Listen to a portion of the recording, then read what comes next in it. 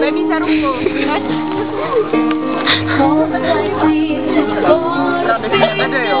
To je kamarádi, jo, to je ona.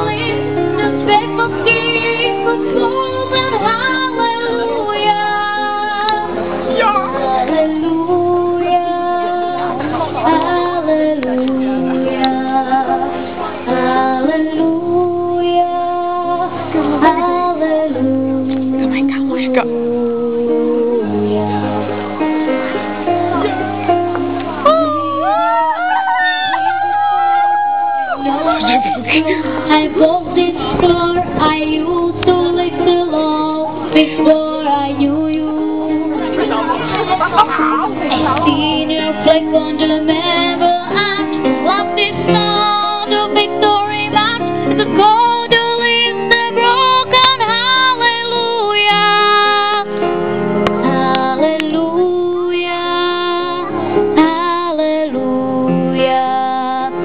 hallelujah.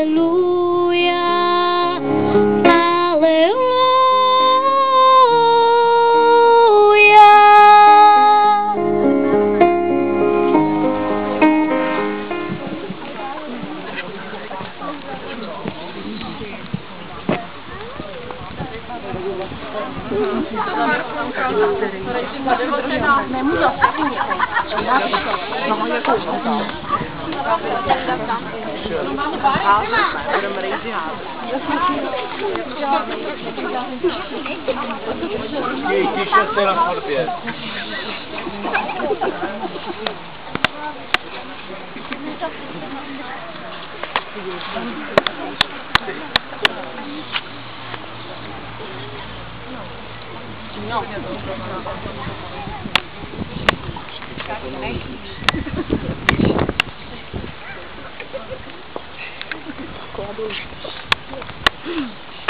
Vážený pane starosto, představuji vám snoubence, pána Ženíka, Josefa Kováře.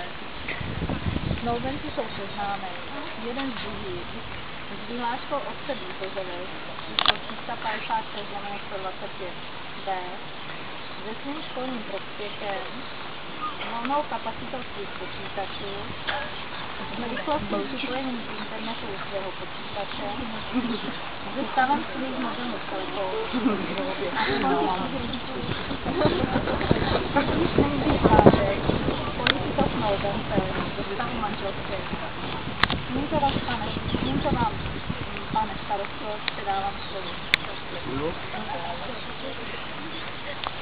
Vážení snoubenci, přišli jste dnes na toto krásné zelené zvláštní.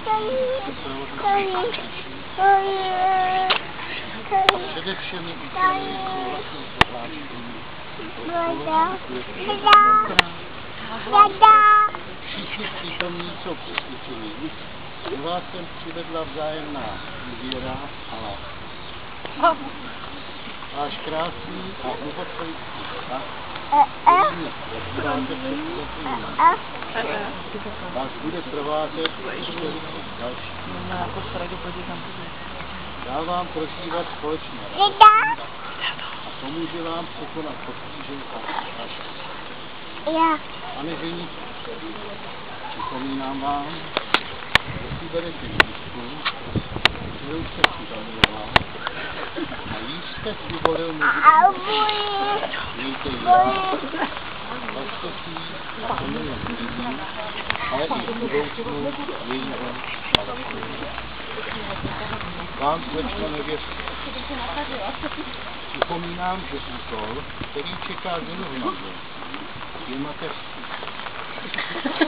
Ona naplňuje život vědomí lásky, krásy, dobroty a radosti. Ona je spolu strážcem rodinného štěstí. I na vás do značné míry záleží. Jak šťastný a spokojený život budete ve výšem manželství. Laskavý a blízný domov bude všechny čekat a jeden z nejsilnějších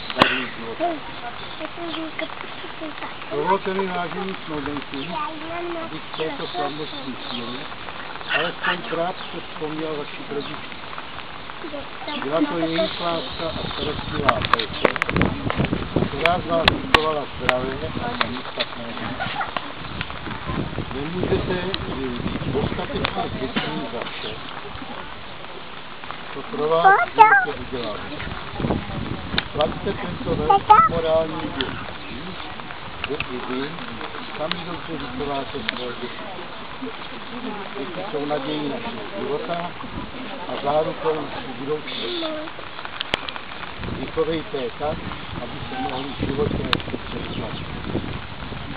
Nyní mi, vážení snoubenci, zbývá jen to, abych vašemu rozhodnutí dal právní formu souhlasným, veřejným a oboustranným projevem vaší vůle. Už mi to, je to úplně mokrý.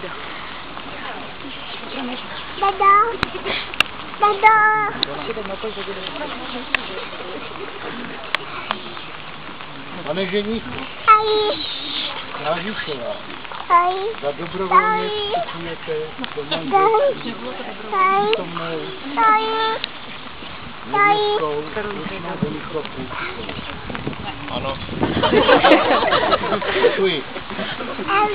Slečno nevěsto, rádi se vás, za dobrovolně vstupujete do manželství přítomným ženichem, panem Josefem Kovářem. Jelikož jste oba splnili všechny podmínky, které ustavuje český právní řád, prohlašuji tímto okamžikem vaše manželství za právoplatně uzavřené. Na důkaz toho, prosím, abyste si navzájem vyměnili první manželské komise.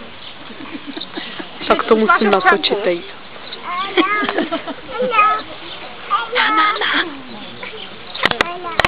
Tak je za ruku.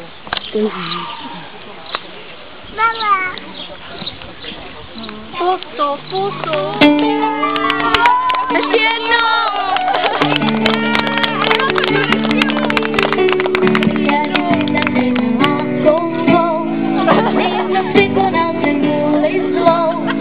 A moje princezna ta jistě rozezná, že má vážně rád.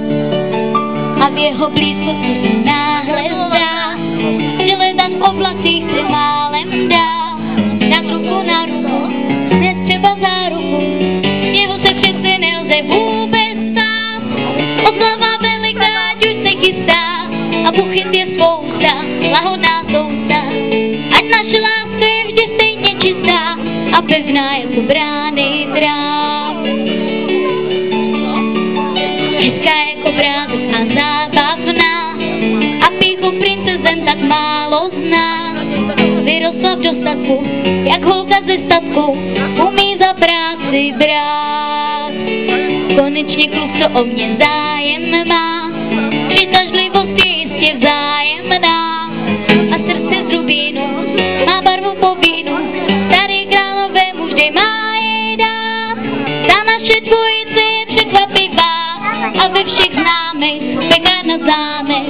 Je trasa, která někdy krátce trvá a já je dobře láskou znám. Oslava veliká, ať se chystá a buchyt je spousta, lahodná sousta. Ať naše láska je vždy stejně čistá a pevná jako brány drám. Jo! Jo.